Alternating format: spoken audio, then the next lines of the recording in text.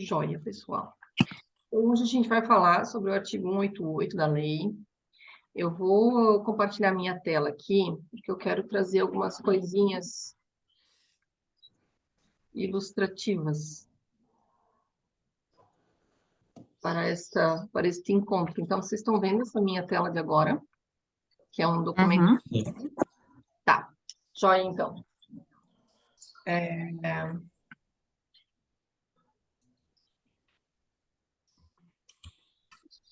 Vou melhorar aqui. Vou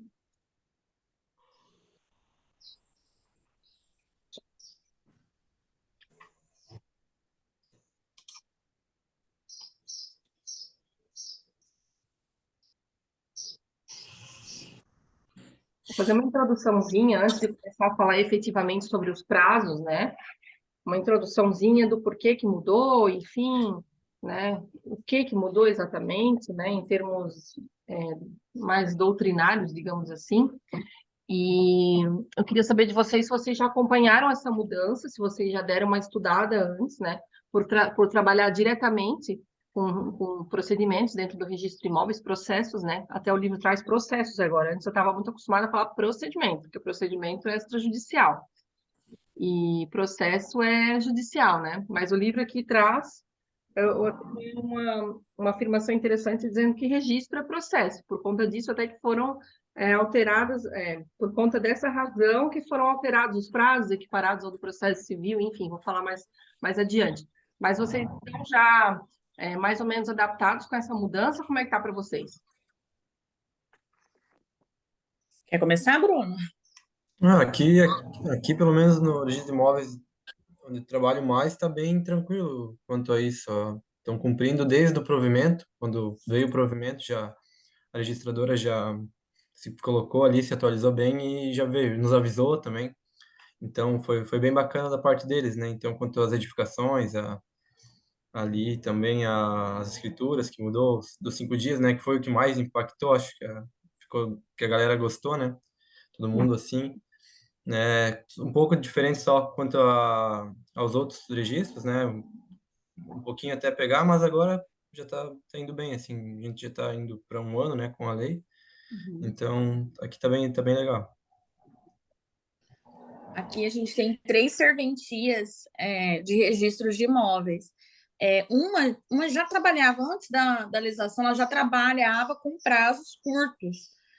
Então, assim, era legal essa questão, eles já faziam isso, então eles somente continuaram. E os outros que já não faziam, estão tendo ainda um pouco de dificuldade, então nem sempre eles cumprem o prazo. Então a gente tem que ficar em cima, né, perguntando. Teve um caso até engraçado que eu perguntei, e aí me falaram assim: não, essa legislação não chegou aqui ainda. Eu falei, mas é federal, né? Tipo, já deve ter chegado assim. Não, a gente está esperando um provimento estadual para poder aplicar. Aí eu até conversei com a registradora nesse sentido, ela falou: não, vamos começar a aplicar sim. E aí fica nisso, sabe? Mas está começando aí, está começando a ter mais efeito agora. Nossa.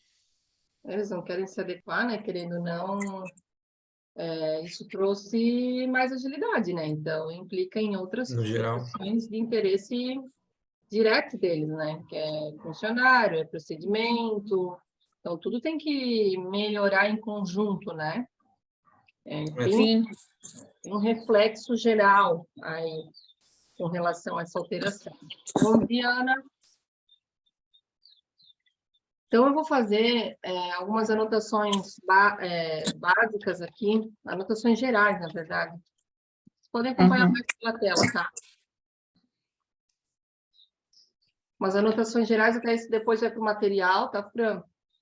Uhum. Eu quero fazer tipo um esquema mesmo, já complementando com aqueles quadros que o livro nos traz, né?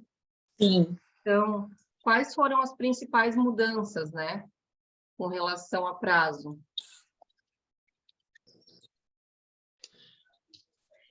Foi a alteração de contagem de dias úteis de dias corridos para dias úteis, né? Por conta, essa alteração de dias úteis e dias corridos, eu achei uma observação bem bacana aqui no livro, que eu vou transcrever para vocês aqui, que diz assim, ó, o motivo, né, para que isso acontecesse, né?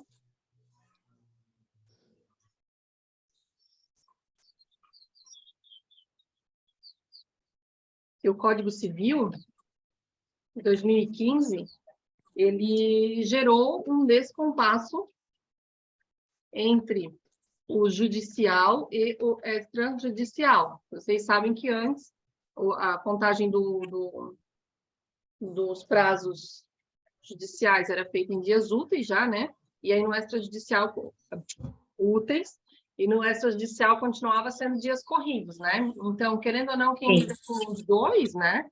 Acaba sendo meio chatinho, porque tem que dominar ali as duas técnicas, né? Então, por conta disso, ele fala que o legislador buscou, na Lei 14.382, melhorar as legislações de direito formal. Afinal, registro é processo. Então, com a lei, alinhou-se os procedimentos extra e extrajude em uma única sintonia quanto aos prazos e seus sistemas de contagem. Então, agora a gente unificou o esquema de contagem dos prazos. Outra situação bacana com relação aos prazos é que, deixa eu ver aqui, igualmente,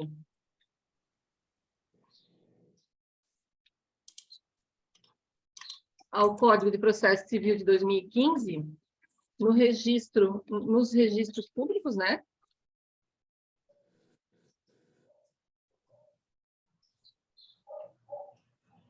Os prazos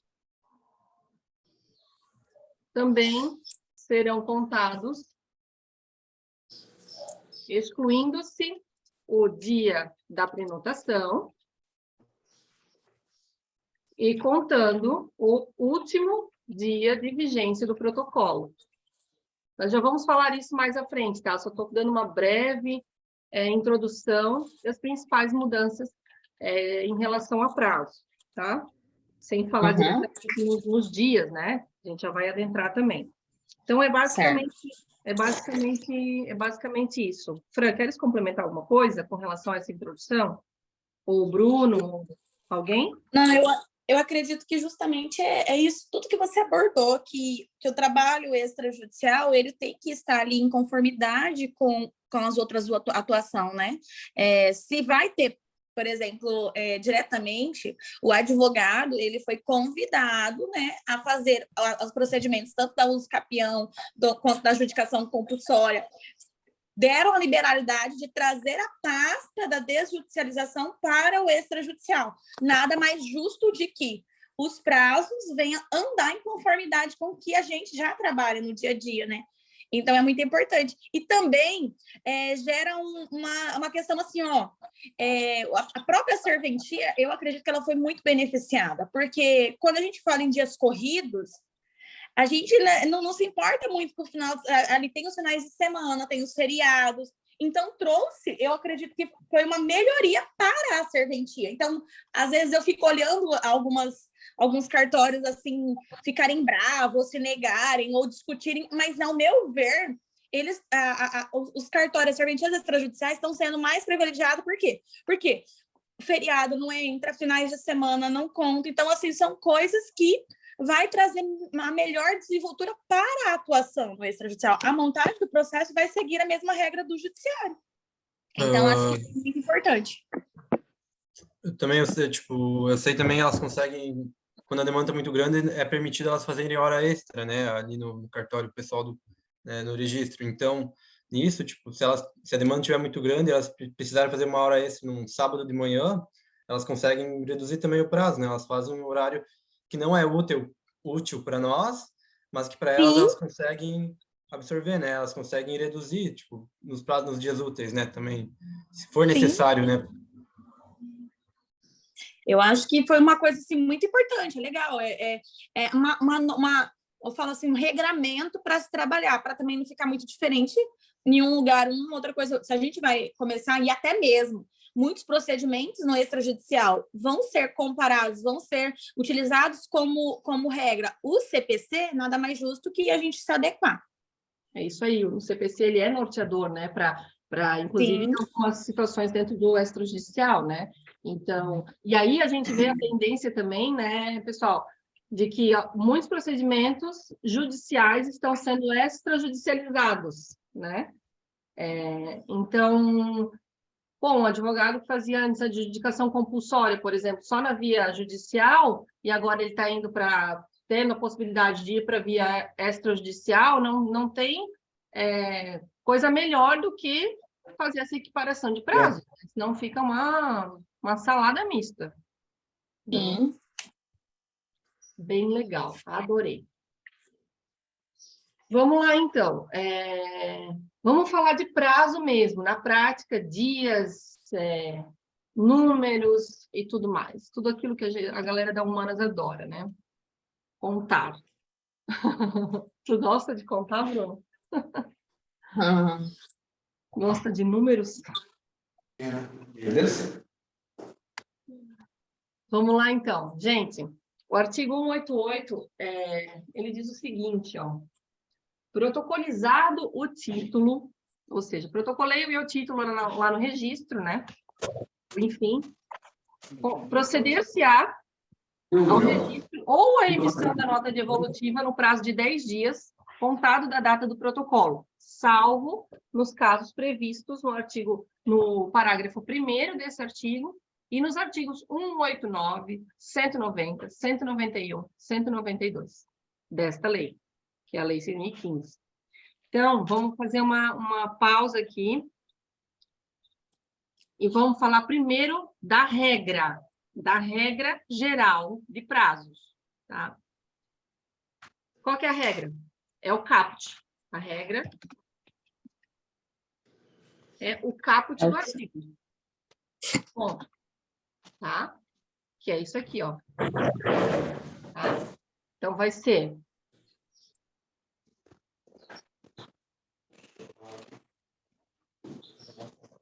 um prazo geral aí.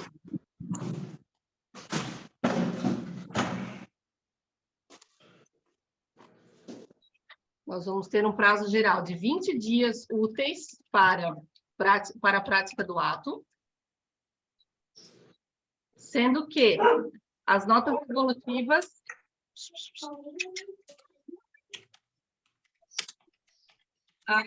peraí. Só um pouquinho.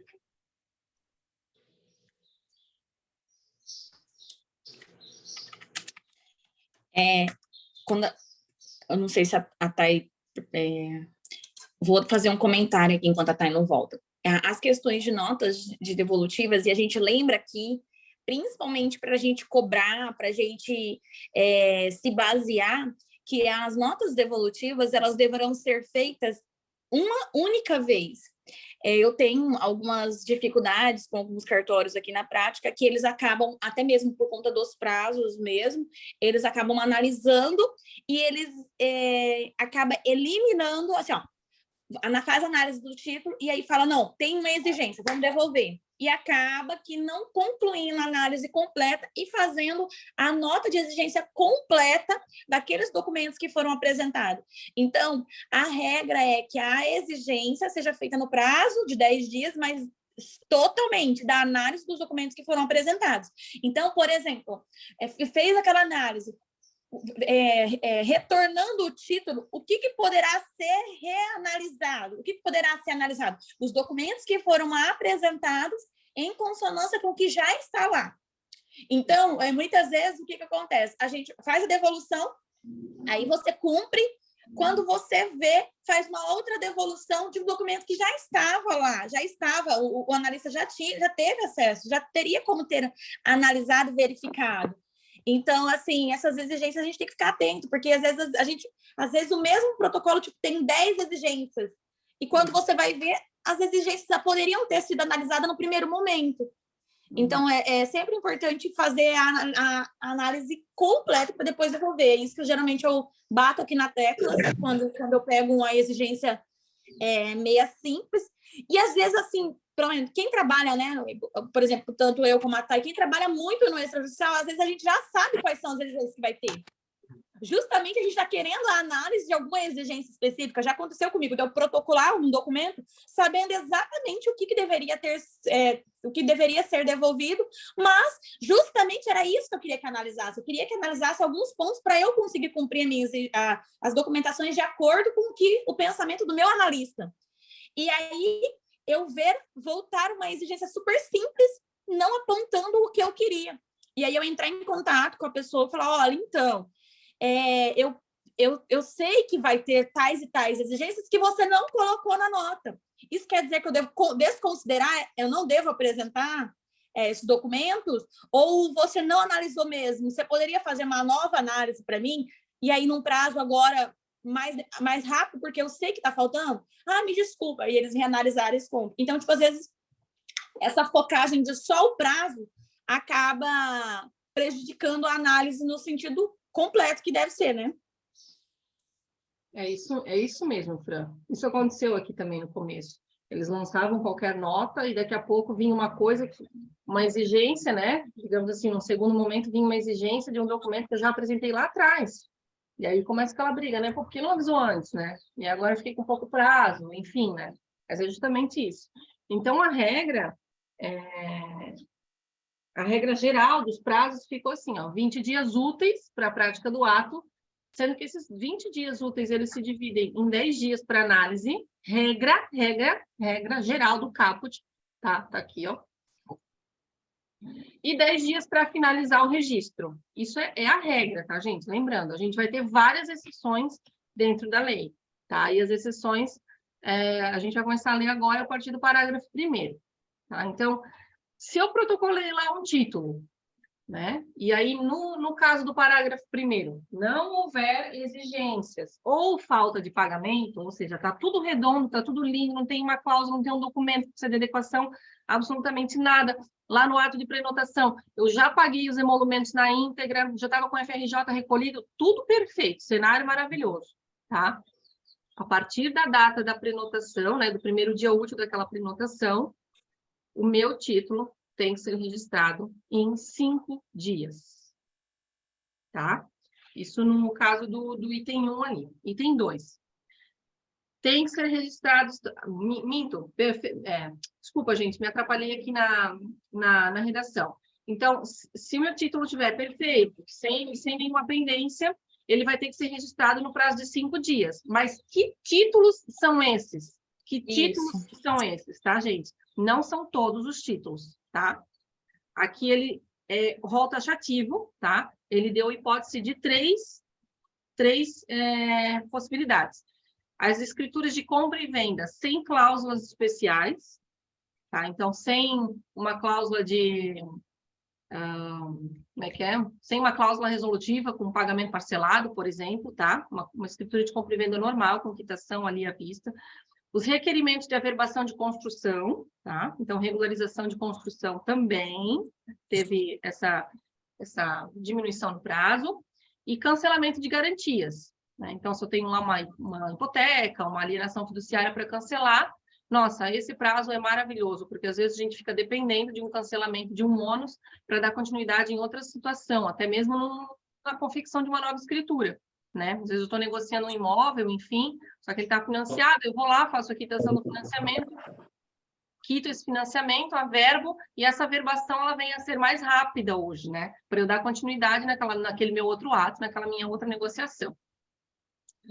2, os documentos eletrônicos apresentados por meio do SERP. Então, se eu protocolei um registro lá, um título, através do SERP, eletronicamente, e ele estiver todo correto, com nada faltando, pagamentos, emolumentos recolhidos, tudo certinho, 5 dias.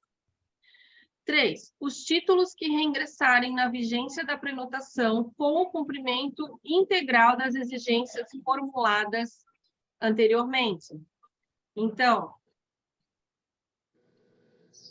Mas aí também a gente tem que ficar atento a um detalhe, que é sempre o detalhe da interpretação. Quando a gente cumpre a determinada exigência. Então, vamos dizer que a pessoa fez uma análise de escritura de compra e venda, ficou pendente uma certidão atualizada do registro civil, certo?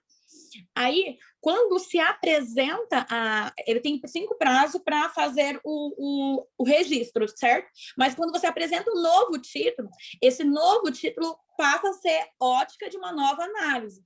Então, se essa certidão de registro civil, ela vem comprometida, ela vem ali com uma informação de que a pessoa já tinha sido casado anteriormente com outra pessoa. O que vai surgir? Uma nova exigência de uma nova certidão de registro civil que está ali naquela certidão, que só pode ter essa informação com a apresentação do cumprimento dessa exigência. Então, eu já vi brigas até mesmo no balcão de atendimento de advogados falando, não, mas eu cumpri, você tem que registrar, mas aí tudo bem, você cumpriu o que foi solicitado, mas esse cumprimento, não, com esse cumprimento apenas, não é possível eu cumprir a finalidade que é o registro, porque surgiu uma nova situação, então será uma nova exigência. É isso mesmo. É o cumprimento integral, como diz ali no item 3, né? Então, se eu tenho um título que deu exigência, né? Eu vou lá, corro atrás, vamos usar o exemplo da Fran, uma escritura de compra e venda, sei lá, um contrato de financiamento, tá? O registrador pediu apresentar certidão atualizada de casamento do eu apresento a certidão e essa certidão está ok, está toda certinha, como deveria ser. Aí sim aplica-se o prazo do parágrafo 1º. Se tiver uma incoerência nessa certidão, algo que tenha que ser, né, enfim, objeto de uma nova exigência, aí não entra. Ali é muito claro, é cumprimento integral das exigências formuladas anteriormente. Tá? Aí eu também quero contar uma experiência semana passada, sem ser nessa, na outra, né? Eu estava conversando com uma colega minha, correspondente bancária, a gente estava fazendo uma análise de um cliente, e aí ela pegou e sugeriu assim, o cliente já era casado, ela falou, não, vamos passar o crédito somente nele, solteiro. Ele falou aqui para mim que ele tem a certidão de nascimento dele ainda, ele tem essa cópia intacta, sem averbação, e vamos passar o crédito nele solteiro. Aí eu perguntei para ela assim, Dom, tudo bem, mas ele já te falou que ele tem outros imóveis nesse cartório. Ou seja, lá vai constar que ele é casado, porque ele já fez aquisição e já fez ali algumas questões quando ele era casado. O fato dele ter uma certidão de nascimento não impede que o registrador, por exemplo, a pessoa protocola ali um contrato de compra e venda que na ótica do banco, o banco não tem às vezes muita a perspectiva de pedir uma certidão atualizada. Então ele vai fazer análise de crédito com aquela certidão de nascimento lá sem muita exigência. A pessoa vai sair comprador ou devedor fiduciário lá solteiro. Mas quando chega na ótica do registro público, a gente tem ali um liame de informação, inclusive um livro de análise pessoal das partes que vai trazer à tona que essa pessoa é casada. E aí nada impede lá no registrador, o registrador falar assim, então tá, apresente para mim a certidão de registro civil dessa pessoa atualizada para eu verificar se está correto as informações do contrato. E aí? Então, assim, eu já criei um confronto ali, né? Eu falei, não, mas vai ficar meio estranho isso aí. E aí, imagina só, eu não consegui registrar o título, o seu contrato, e aí o banco só libera o crédito só mediante registro, mediante a apresentação do protocolo do registro aqui. E aí?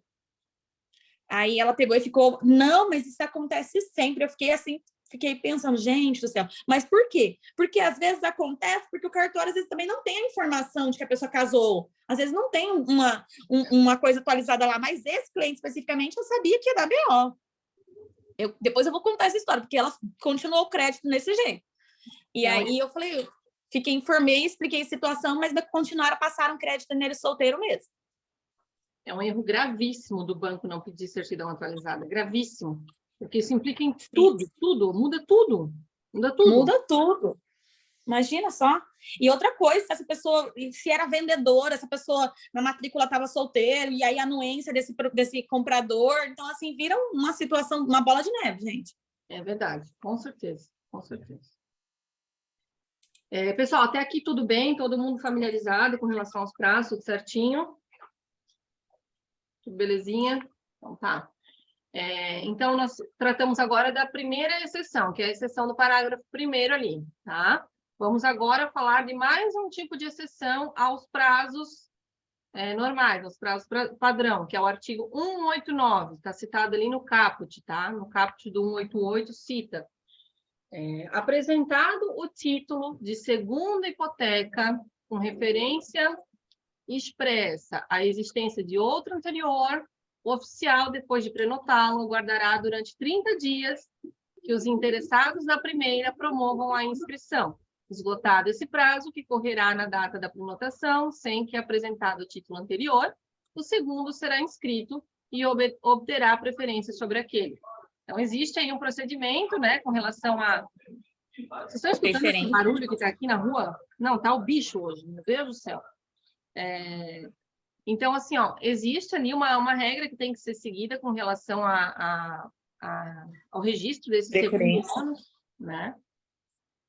Fran, talvez você saiba dizer, mas talvez isso esteja previsto no CPC, né? Isso é muito importante, porque há questões judiciais, né? Aí envolve uma análise de preferência para fins de cobrança mesmo, né? Naquela fila de preferência de credores, geralmente, né, pelo código, pelo CPC, quem está registrado, quem tem o direito oponível erga omnes é quem está registrado. Então, se eu tenho uma hipoteca registrada, automaticamente a minha análise de preferência numa futura cobrança de uma dívida vai ser aquela que está pública primeiro. Então, aquela hipoteca, apesar de não ser a primeira hipoteca, então vamos dizer, foi apresentado um título de inscrição de segunda hipoteca. O primeiro não teve a vontade de registrar. Ele simplesmente guardou o título dele.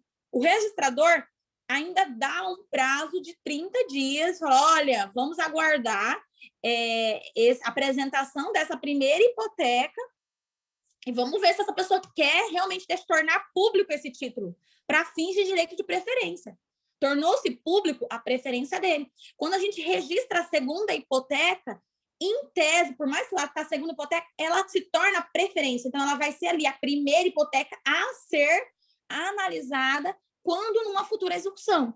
Então, esse proprietário registral, ele ficou devedor na praça, ele foi aberto um processo contra ele, ou até mesmo uma empresa que faliu, né?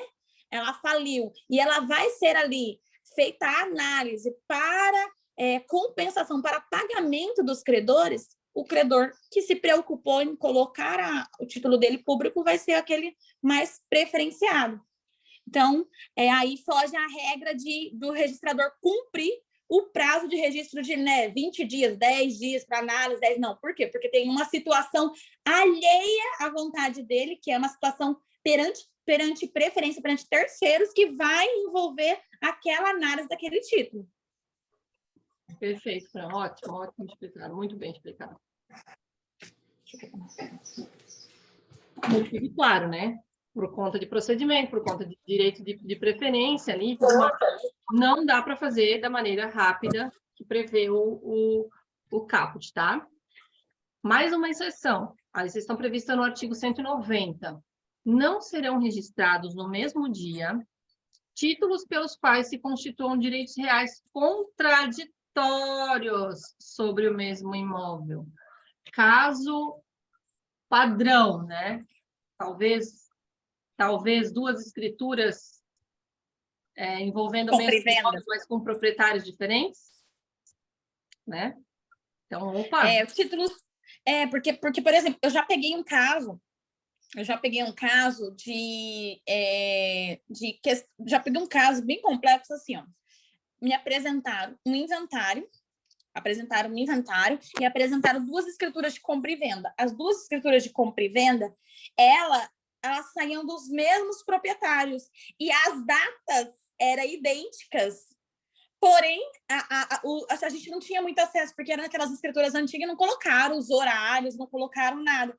Então, como que eu iria analisar, né, aquele título de inventário, registrar e depois seguir com uma compra e venda? De qual compra e venda? Caberia ao registrador escolher quem tinha preferência ou não? Então, assim, são situações que você vai falar, poxa, e agora? Aí a gente tem que ir para aquela regra de prenotação, quem prenotou primeiro, quais foram os horários, a questão de indisponibilidade também já aconteceu, de vir a indisponibilidade, processo, acontece, acho que o mais raro é o da indisponibilidade, o mais raro não, o mais fácil de acontecer é da indisponibilidade. As varas do trabalho vão distribuindo para o cartório ali as indisponibilidades e muitas vezes acaba chegando a indisponibilidade ali da pessoa, da proprietário registral, quase tudo ao mesmo tempo. Como que você vai diferenciar isso? E mesmo assim, às vezes também, porque esse título é prenotado, é passado para um setor de prenotação. E se essa pessoa ali, porque recebeu, a gente recebe via e-mail, via malote digital, se essa pessoa da prenotação foi lá e inverteu ali as prenotações, colocou uma indisponibilidade que chegou depois, na primeira prenotação. Então, a gente ficava meio, né? Como que eu vou fazer essa análise? Como que eu vou registrar? Então, a gente preferia congelar aquele título, e aí até fala, assim, não serão registrados no mesmo dia títulos pelos quais se constituem direitos reais contraditórios sobre o mesmo imóvel. Então, a gente segurava e fazia aquela análise de, peraí, quem prenotou primeiro? Né? Até mesmo qual que é as datas dos documentos. Por acaso tem algum erro ali na hora da prenotação, a data dos documentos ou a maneira que eles vieram. A gente já procurava a origem para tentar entender se estava certo mesmo a prenotação. E se isso ia prejudicar em algum momento o registro. Maravilhoso. Pelo motivo óbvio, então, tem que parar tudo e tem que fazer análise, né? Então, não tem como seguir a rapidez do prazo normal. A sequência, isso. Mais uma exceção e a última, né? A última. Prevalecerão, para efeito de prioridade de registro, quando apresentados no mesmo dia, ó, que a Fran falou, os títulos prenotados no protocolo sob número de ordem mais baixo, protelando-se o registro dos apresentados posteriormente pelo prazo correspondente a pelo menos um dia útil. Então, se eu tenho o mesmo título que chegou no mesmo dia, quem protocolou primeiro vai levar o registro mais rápido. Essa é a regra. E aí, lá no cartório, na prática, a gente esbarrava com uma seguinte situação. O que acontece? Às vezes, quando a pessoa ali no balcão, ou até mesmo as partes, ou até mesmo para cumprimento de exigência, as partes apresentavam uma prenotação posterior, então apresentou primeiro uma escritura de compra e venda, certo? Foi prenotada com o número 1. Tipo 1. E aí, volta, faz uma devolução tal, para eu registrar essa escritura de compra e venda antes, se faz necessário eu cumprir com cancelamento de hipoteca, ou se faz necessário cancelar um ônus, ou averbar uma qualificação. A prenotação dessa averbação, desse cancelamento, vai ser posterior, vai ser 2. Mas, a análise ali, a gente vai verificar que, para eu cumprir com a análise e registro do 1, eu preciso jogar para frente a prenotação do 2, antes fazer a análise e a averbação ou o registro do título 2, para depois cumprir com o título 1. Então, às vezes, a gente tem que entender assim, por mais que tenha, vai ficar ali, ó, tem 2 prenotações, eu deveria registrar a menor primeiro, porque ela chegou primeiro. Mas, para cumprimento da menor, eu preciso registrar ou averbar a prenotação posterior para cumprimento das informações. Então, a gente tinha essa brecha para cumprimento de um título, averbar a maior primeiro, entendeu? Para não ficar prejudicado, né? Para não ficar prejudicado. Por isso que dentro do registro... Fala, Fran. Não, então, porque senão, às vezes a pessoa vai falar assim, ah, não, e agora? Já aconteceu uma vez, eu até lembro, achei engraçado. Uma analista que entrou recente e ela fez o serviço sem muito perguntar. E ela fez o registro da compra e venda primeiro e colocou depois os cancelamentos, as averbações, e fez tudo, registrou tudo. E na hora que chegou lá na impressão, a menina pegou e falou: eu tô achando estranho, porque ela já era uma mais antiga, né? Eu tô achando estranho, porque eu coloquei a compra e venda primeiro, mas as averbações de qualificação ficaram em ordem bagunçada. E aí trouxe para uma analista que era mais antiga analisar. Aí ela falou, não, as ordens dos atos tá errado, vamos colocar primeiro e jogou, né, os atos. Aí a menina questionou, mas não, mas isso aí foi prenotado primeiro, eu tenho que seguir a risca a ordem de prenotação. Então, por esse artigo, ele vai falar, não, prevalecerão primeiro aqueles que foram apresentados primeiro, mas tudo, fala assim, não existe uma regra imutável, imodificável, que será aquilo ali e pronto, acabou. Não. A gente precisa adaptar em algumas situações. É isso. Até para vocês entenderem como isso funciona no registro de imóveis, eu não trabalhei, nunca trabalhei, a Fran trabalhou, vai poder confirmar para vocês. Quando você vai fazer, enfim, quando você protocola algum título, né? Você bota lá, existe uma coisa chamada vínculo, né? O vínculo, ele vincula, né, por óbvio, a matrícula, né, que é única, com todos os títulos prenotados e vinculados a ela. Ela vincula. Então, vou lá protocolar uma escritura pública. Aí fica vinculada aquele número de matrícula com aquele título protocolado. Aí, se no mesmo dia alguém vai lá e protocola a mesma coisa na mesma matrícula, fica aquele vínculo naquela, né, do título na matrícula. Então, é através do vínculo, né, o vínculo com aqueles títulos que eles conseguem fazer essas diferenciações, né, Fran? Sim, exatamente. Então, tá. Então, encerramos aqui as exceções, tá? Posso até disponibilizar, devo, né? Esse Aí, aqui para vocês, para ficar claro. Fala. Tem uma coisa também que eu fiquei assim, não sei se você chegou a aprofundar, mas eu fiquei meio também assim, ó, os documentos, o do artigo 88, inciso 2, fala os documentos eletrônicos apresentados por meio do SERP. E aí a gente vai se esbarrar em algumas situações. Por exemplo, se pelo SERP for apresentado um título complexo. Isso, ou algum desses das exceções, né? O parágrafo o 189, 190. Isso. E aí, por exemplo, apesar de, pelos documentos apresentados pelo SERP, eu tenho um prazo de 5 dias, mas se for apresentado uma incorporação, um loteamento pelo SERP, eu tenho que cumprir o prazo de 5 dias? Porque ficou muito, né? Ficou ali, os documentos eletrônicos apresentados por meio do SERP vai ser 5 dias. Mas e aí, né? Então, não é lógico. Eu fiquei preocupada. Eu falei, gente, bom, aqui eu acho que a pessoa vai ter que ter um bom senso de entender que, apesar de ser apresentado pelo SERP, esse documento é um título complexo, não tem lógica eu apresentar um loteamento e querer 5 dias. Eles poderiam ter colocado uma vírgula ali, excetuadas exceções, né? Ou sob ótica da análise da complexidade do título, sei lá, porque aí eu tenho que enquadrar primeiro a regra de quando que é uma incorporação. A incorporação, ela vai ser... Cadê a incorporação? Não, o registro de regularização fundiária, 40 dias. Eu apresentei pelo SERP, vai ser 5?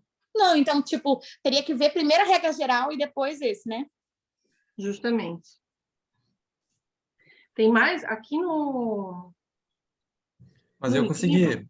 Fale. A primeira incorporação que eu fiz pelo SERP, elas registraram em 3 dias. Então, tudo ok, mas eu acho que foi porque, depois comentando, foi a primeira que teve aqui na cidade, né? Aí elas estavam curiosas, foram lá e já registraram. Mas aí na próxima já seguiu como se fosse físico, né? Ali a incorporação. Ou até mesmo eles ficaram com medo, né? Tipo, putz, se eu não cumprir o prazo... Por fazer um teste, sabe? Tipo, ali veio, tava limpinho a incorporação, não teve exigência. Que legal. Foi tanto para mim quanto para eles, né? Foi uma experiência nova pelo SERP, não, ali pelo, né? E-protocolo? Esse novo. É. Gente, deixa eu fazer uma pergunta para vocês, aproveitando da parte do e-protocolo dos registradores. Quando você tenta anexar um documento, porque esses dias eu tentei anexar um formal de partilha que eu peguei do Tribunal de Justiça. Peguei ali do Tribunal de Justiça assinado digitalmente e eu tentei protocolar pelo e-protocolo. E eles falaram que a digitalização daquele documento não conferia com as regras e diretrizes do e-protocolo. Já aconteceu isso com vocês? Comentou sobre isso, eu nunca ouvi falar. Aí, então, gente, tá, né? Que regras e que diretrizes, né? Nossa, eu fiquei fritando. Falei, como que... Mas espera aí, lá no TJ ele assinou digitalmente, é um PDF, como que não vai? Aí depois uma amiga minha me falou que nesses casos, a gente tem, por exemplo, lá a gente tem scanner, teria que passar esse título, mesmo que ele já esteja em PDF, tinha que pegar o físico, olha só a bagunça. Peguei o físico, passei de novo no scanner e eles aceitaram. Aí eu falei, gente, olha, que estranho. Mas deu certo. Diferente. Enfim, a gente vai descobrindo, né? O e-protocolo no começo também, né? Emitir matrícula e tal. Antes era o Core SC, né? Aqui, né? Maravilhoso, né? Aí agora é o registradores normal. Meu Deus, quando a gente... Não é muito agradável. Ele tem prazo ali para tu anexar documentos, tu demora um pouquinho aqui, ele já cai o login, tu perde tudo que tinha feito. Até eu entrei em conflito um pouquinho ali com o registro, porque eu tive que anexar todas as CNDs da incorporação no arquivo só, porque como é um EUROL muito grande, né, de CNDs não dava tempo, 2, 3 vezes eu ali anexando lá com pressa aqui, ia lá, seguia o login, né, caía fora e eu tinha começado do zero.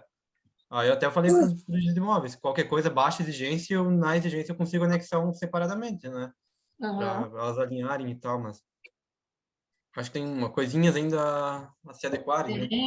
Tem. E o duro, gente, que eu às vezes, teve uma vez que eu fiz o pedido pelo e-protocolo, e aí eu queria cumprir fisicamente, eles não aceitavam, eu fiquei brava. Falei, gente, pelo amor de Deus, aceita esse documento que eu não consigo colocar lá nesse e-protocolo. Não, se você começou pelo e-protocolo, você tem que terminar pelo e-protocolo. Falei, ai, gente, socorro. E aí a gente ia lá, tentava uma conversa, porque eu não estava conseguindo mexer com esse sistema, e aí não teve jeito. Tive que finalizar o e-protocolo e abrir o protocolo físico. Olha só. Uhum. Exatamente, eu tive essa dificuldade também. Mas o que eu ia falar era que, quando começou a ser emitido a matrícula pelo registradores, né? Cara, não tinha opção de ônus e ações separadas. Uhum. Não tem ainda a opção de situação jurídica. Não tem. Aí eu tenho que ir pessoalmente. Aí se eu queria emitir, tipo, eu estava com a minha matrícula inteira teor válida e eu queria emitir só ônus e ações, não dava. Eu tinha que ir pessoalmente no cartório emitir, porque pelos registradores não liberou. Aí depois, aí eu fiz a reclamação, umas 2 semanas depois liberaram. Aqui a gente tinha uma distinção, eu não sei se era só nosso cartório, não sei. A gente tinha distinção entre a certidão de matrícula e a de inteiro teor. Porque, assim, a inteiro teor, para a gente, era, por exemplo, a gente ia fazer ela escrita, por exemplo, era uma matrícula mãe, uma matrícula de condomínio, que tinha ali as unidades. Quando a pessoa pedia de inteiro teor, a gente ia pegar aquela unidade separada, eu ia tirar a matrícula mãe e eu ia fazer ela por escrito, eu criar uma certidão com as qualificações apenas da unidade que a pessoa pediu. Então, seria uma certidão de um inteiro teor, seria mais ou menos o que a jurídica faz agora, entendeu? Aí e a gente faria uma certidão apenas de inteiro teor, apenas da unidade tal. E aí, quando surgiu que os registradores que só tinha a opção de inteiro teor para matrícula, a gente falava assim, e agora? Será que a pessoa está pedindo a inteiro teor, que é aquela digitalizada, ou ela quer a matrícula mesmo? Então, a gente ficava nessa dúvida, lá na parte de cartório, entendeu? Uhum. Esses nomezinhos diferentes. Dá confusão, tá? É sempre bom, ratificar antes, porque... eu estou botando ali, se vocês estiverem acompanhando pela tela, por gentileza, uma tabelinha extraída ali do livro, o livro maravilhoso, os prazos para os atos de registro, todos. Então, o prazo geral de prenotação ali, ó, 20 dias úteis. Prazo para registro de incorporação que não tem pendência, né? O cumprimento da exigência, 10 dias. Incorporação após cumprimento da exigência, 10 dias úteis. Registro averbação geral sem pendência. Registro averbação com pendência, né? Após as exigências. Registro de compra e venda, sem cláusula especial, averbação de construção, cancelamento de garantias, impugnação de suscitação de dúvida e o registro da regularização fundiária de interesse social, REURB-S. E também coloquei um compiladinho ali de prazos para expedição de certidões, que era algo que eu iria comentar na sequência. Então, nós temos alterações, melhorias nos prazos para registro de títulos, né? Escritura, inventário, escapião, tal. E temos alteração nos prazos para emissão de certidões, do registro de imóveis também. Essas certidões estão ali no quadrinho, tá? Então, se eu peço uma matrícula inteiro teor em meio eletrônico, pela internet, 4 horas úteis. Então, se eu peço essa certidão a partir das 8 horas, né? Das 8 horas da manhã, 9 horas, a partir da hora útil de funcionamento do cartório. Tá, gente? Não é hora útil, horário comercial padrão. É hora útil de funcionamento do cartório. Então, se o cartório abre às 8, começa a contar a partir das 8. Se o cartório abre às 9, é às 9. Se o cartório fecha às 5, é às 5 que encerra a hora útil. Tá? Se fecha às 6, é às 6. Tá? Então, se eu protocolei, se eu fiz o pedido lá logo às 8 horas da manhã, eu vou receber essa certidão até meio-dia. Tranquilo. Aqui funciona super bem. Se eu protocolo o meu pedido de certidão às 5 da tarde, meu cartório fecha às 6, se ele estiver com tudo em dia, né? Enfim, ele pode me mandar no mesmo dia, mas não é obrigação. Então, eu posso receber, eu corro o risco, né, pela lei, de receber minha certidão no outro dia seguinte, logo pela manhã, porque senão, se não for pela manhã, também vai estar excedendo o prazo legal, tá? Se eu solicitar a minha matrícula em meio físico, até 5 dias úteis, né? Pode acontecer também do cartório emitir na hora, como ele tem esse prazo também para emissão em até 5 dias úteis, a depender do teor da matrícula. Geralmente varia muito por conta do teor da matrícula, tá? Se forem matrículas aí, às vezes, sei lá, tem alguma situação que eles verifiquem que não dá para emitir na hora, eles não vão emitir na hora, vão te dar o prazo, você retira outro dia, tá? A certidão de situação jurídica, né? Que é a antiga certidão inteiro teor, mais ônus e ações, né?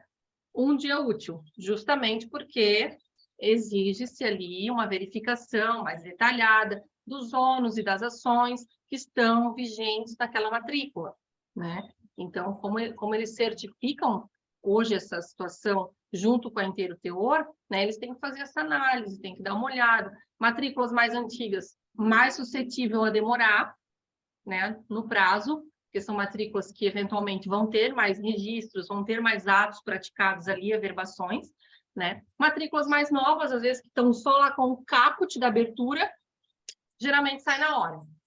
Aqui tem acontecido dessa maneira. Documento arquivado, óbvio, né? Não vão disponibilizar para você na hora. São 5 dias úteis, então você faz o pedido, paga lá no balcão. Quero verificar uma planta lá de uma incorporação, de uma casa, de um loteamento lá de 1993. Primeiro resta para ver se o registro vai ter esse arquivo, né? Primeiro. Porque aqui em Brusque só existe arquivo posterior a 1996. Se você é uma coisa muito antiga, não tem mais. Então, vai lá, faz o pedido, eles buscam as caixas antigas e eles disponibilizam para você emitir certidões daquilo. Eles não tiram cópia simples, eles não deixam bater foto. Se você quiser algum documento para você trabalhar, se você quiser tirar algum documento de lá, tem que pagar R$ 25 aqui, né? É a tabela de uma...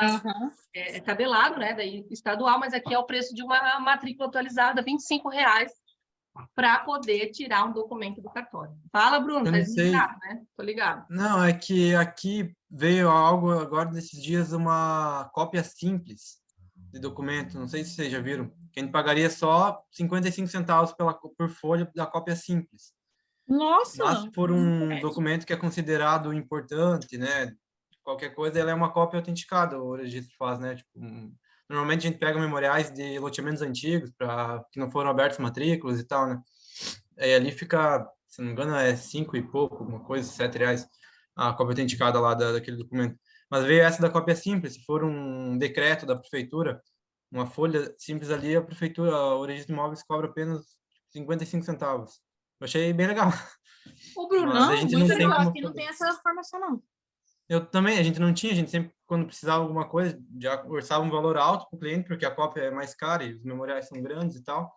E aí a gente chegou para fazer o pedido esses dias no registro e nos apresentaram isso. Mas aí fica a critério do registrador, né? Se aquele documento pode ser uma cópia simples entregue ou não, né? Legal. Aqui é caro, aqui é o valor de uma certidão. É R$ 40,65. Então, tudo que você quer, você consegue, mas em valor de certidão. Nossa Senhora. Ô, Bruno, então, dá uma perguntada só para saber, assim, né? Se é isso Da aí, onde, né? é a critério mesmo, uma coisa que eles decidiram que iam fazer, ou se por acaso, assim, está Tem regulamentado. alguma coisa, né? Eu acho que Vou não, informar mais. né? Nossa, muito top, tá? Ah, eu Meu acho Deus. super. Meu, eu acho super. Acho que é de bom tom, sabe? Eu acho que é. Ai, sabe? Ah, enfim. Sim, não, e às vezes você precisa de uma coisinha tão simples, uma folhinha. Aí você às vezes tem que pegar, aqui você tem que pegar tudo, ou você não sabe, uma coisa meio complexa. Porque, Salmo, você já paga pela busca, sabe? Tu já Sim. paga o ato da busca. Aí tu vai pagar mais tudo que tu quiser autenticado. Meu, é muito oneroso. Não dá, não dá. E é bem como a Fran falou, às vezes eu só quero algumas informações chaves, assim. Anotar, eles deixam. Teve uma vez que eu precisei pegar informação de uma partilha bem antiga, bem antiga. Aí eu precisava, assim, só coletar algumas informações importantes para daí eu ir na vara, né, fazer o que eu preciso fazer. Aí eles deixam eu anotar, tomar nota, né? Mas não tem muita regalia, não. Não. Gente, então aqui, ó, eu botei no material que fica, nossa, fica muito claro de entender. Esse quadro é maravilhoso, né, Fran? Esse quadro, Sim, adorei, adorei. Essa parte do livro explicatória de quadro é perfeito. tudo para mim, maravilhoso, tá tudo aqui, lindo. Se tiver dúvida, é só recorrer aqui nesse quadro. Depois eu vou colocar lá no grupo para vocês. Uhum. Vamos continuar. Estávamos.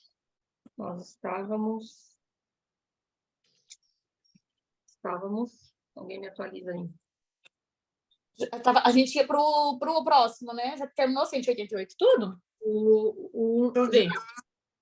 Já. Aí ali só fala assim, ó, o parágrafo 2º, né? Para Parágrafo 2, A gente estava nas exceções do parágrafo 1º, aí no parágrafo 2º diz assim: a inobservância do disposto nesse artigo, né, ensejará a aplicação das penas previstas nos termos estabelecidos da Corregedoria Nacional de Justiça. Então, não cumpriu, penaliza. E aí entra a questão da própria lei que rege os serviços dos registradores notários. Então, é uma coisa que é legal, é importante vincular uma responsabilidade, porque eles têm uma responsabilidade técnica de cumprir, né? É legal que eles vincularam essa questão de, olha, registradores, por quê? Porque eu até estava num congresso essa semana e eles falaram exatamente isso, que é muito fácil, às vezes, o nosso crescimento aí no direito imobiliário vem de várias tentativas de digitalização de documentos, de fazer com que as transcrições virem matrícula logo. A lei é de 73, gente. Tem cartório que não se adequou nem à lei de 73. Verdade. Então, assim, é muito difícil a gente vincular uma legislação SERP que vai obrigar todos os cartórios a cumprir. Eles estão fazendo consórcio para cumprir, mas se não houver um quê de vocês são responsáveis, até mesmo os interinos que estão cumprindo uma função pública por indicação, até que haja ali uma pessoa que assuma aquela serventia, vocês serão responsabilizados se vocês não cumprirem com o que o Estado está mandando. Olha, tem uma legislação, tem uma imposição, você tem que se adaptar. Porque os cartórios pequenos, de lugares bem pequenos que vocês sabem, é muito bem, mais uma vez, eles cruzarem os braços e falar, eu não vou fazer. Exatamente. Só Só entrando, tá? Por coincidência. Bom dia, tá? Eu estava só ouvindo aqui. Enfim, ontem tive que sair, cheguei super tarde. Vamos lá. Essa questão da atualização e da obrigatoriedade dos cartórios para poder digitalizar esses documentos é bem complicado, porque tem muito assunto por trás. Tem a falta de investimento do próprio CNJ, que isso deve ser levado em conta, porque eu conheço vários cartórios que não têm nem computador, aqui em Maceió, em Recife. Sim.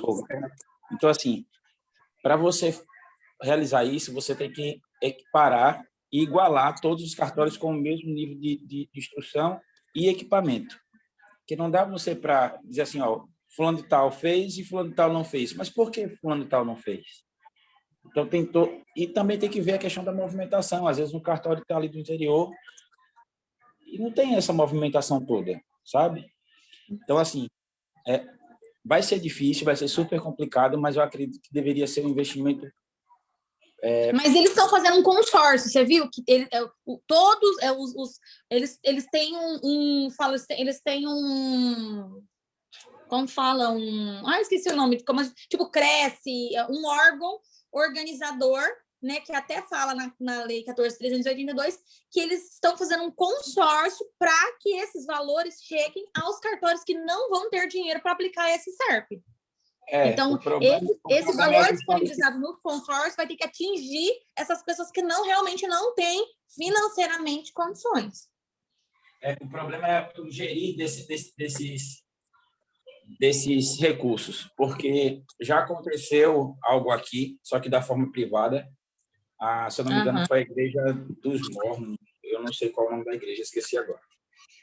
Enfim, eles já fizeram em Pernambuco, em alguns estados eles se propuseram a fazer, quer dizer, um incentivo privado, mas qual é o intuito? Então, assim, em alguns estados ficam com o pé atrás, como não é uma coisa, de fato, obrigada, vamos dizer assim, para a igreja ou para o próprio estado aceitar, então fica muito naquele no acordo apenas. Então, esse consórcio ele pode até acontecer, mas para alguns estados, porque tem essa questão da gestão. Então, é bem complicado porque assim, eu ouço muito isso aqui. Não vai funcionar. Vai demorar. Tu sabe como é que é aqui, né, Elton? Então, assim, sempre tem essa minha desculpa, sabe? Então, vai demorar, infelizmente. Mas não, então por isso que a gente acha importante ter esse artigo, esse parágrafo 2º, a inobservância do dispositivo neste artigo ensejará a aplicação de penas previstas da Lei 8.935. A Thay ia ler, né? Thay, a pena? Será responsabilidade, alguma coisa, né? Aqui, ó, na tela, ó, artigo 32 da lei. Vai ser repreensão, multa, suspensão por 90 dias, prorrogável por mais 30, ou até mesmo perda da delegação. E a partir desse princípio, sempre levar aquela frasezinha que eu sempre digo aqui, tem que saber pedir. Com certeza. E eu acho assim, lógico, a gente não pode, igual você falou, né, Otto, a gente não pode colocar todo mundo no mesmo saco. Mas igual eu falei, essa questão do SERP, eles estão colocando tudo no mesmo saco e eles também estão dando recurso. Então, assim, lógico, vai ter outros problemas além da falta de dinheiro, mas a falta de dinheiro com esse consórcio não vai ser o problema. O problema vai ser realmente aquilo que a gente volta a falar. Tem cartório que os delegatários estão ali obrigados. Por quê? Porque não tem quem queira assumir o BO. São aquelas pessoas bem antigas que não fizeram concurso público, que eles estão esperando, eles estão implorando para o Estado tomar a serventia deles. Então, assim, vai ter esses problemas, né? Na prática, vai ter as pessoas que vão falar, eu não vou fazer, pode tirar, porque eu quero que você tire mesmo. Uhum. Exatamente. Muito bom. Voltando, então. Tá, então, falamos ali das penalidades, né? Vamos partir para o 194, então. O 194, ele vai, assim, mudar totalmente o negócio, o assunto, né? Ele faz ali um parênteses ali, mas De prazo. ele foge do prazo e vai para uma coisa que não tem nada a ver, não sei porquê, mas enfim, tá ali. 194 diz assim, ó, os títulos físicos serão digitalizados, devolvidos aos apresentantes e mantidos exclusivamente em arquivo digital, nos termos estabelecidos pelo CNJ. Então, tudo que você apresentar no balcão, todos, qualquer papel, qualquer certidão, qualquer requerimento, qualquer declaração, vai ser utilizado para registro e depois, no final do registro, vai passar por uma etapa de digitalização. Esses documentos vão ficar em arquivo digital no cartório e vão ser devolvidos da íntegra para o apresentante. Então, não tem mais aquele negócio do cartório reter documento original ou cópia autenticada. Ah, isso era ponto de conflito com o cliente, porque ele entregava alguma coisa original e aí, às vezes, o cartório ficava aquela briga. Ah, mas o cartório vai ficar com o original? Pode ser cópia autenticada? Não pode? Então, desde lá da medida provisória, o cartório aqui da nossa comarca, Brusque, está fazendo assim. Está devolvendo tudo. Você volta com o dossiê completo, tal qual você protocolou. Tá? Então, é isso. Aqui no livro tem uma observação que diz o seguinte, só um complemento mesmo, né, doutrinário. O dispositivo, o 194, exprime a mudança da lógica do papel diante da consolidação do paradigma eletrônico. Nas palavras do autor, o que antes deveria ser protocolado fisicamente e devolvido fisicamente, agora serão digitalizados, devolvidos aos apresentantes as vias físicas apresentadas e mantidos os documentos exclusivamente em arquivo digital. Então, tudo pelo princípio da eficiência, da digitalização, né, da melhoria nesse sentido. Você quer complementar, Bruno, Elton? Não, eu não. É só uma parte mesmo ali, uma definição, nada a ver no meio dos prazos, mas é isso, tinha que passar. Nós temos 10 minutos ainda, e hoje eu vou precisar terminar exatamente às 10, porque eu vou viajar. Então, eu não sei se vale a pena... Acho que podemos encerrar, por mim. Fica tranquila, por mim. Porque depois... O que acontece agora, né, nos próximos artigos? A gente falou dos prazos, prenotou, cumpriu exigência,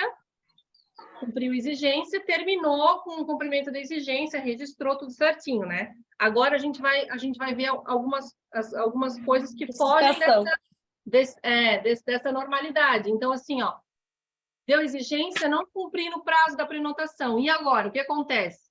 Cancela, não cancela? Ou se eu precisar suscitar dúvida, como é que eu faço? Como é que ficam os prazos?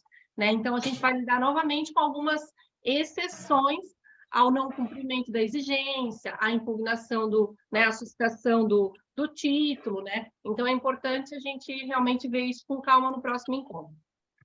Isso. Beleza, pessoal? Espero que vocês tenham gostado aí da minha exposição. É isso mesmo. Corrido. Nada, tá ótimo. O importante é a gente dar seguimento, né? Com certeza. Então, eu vou parar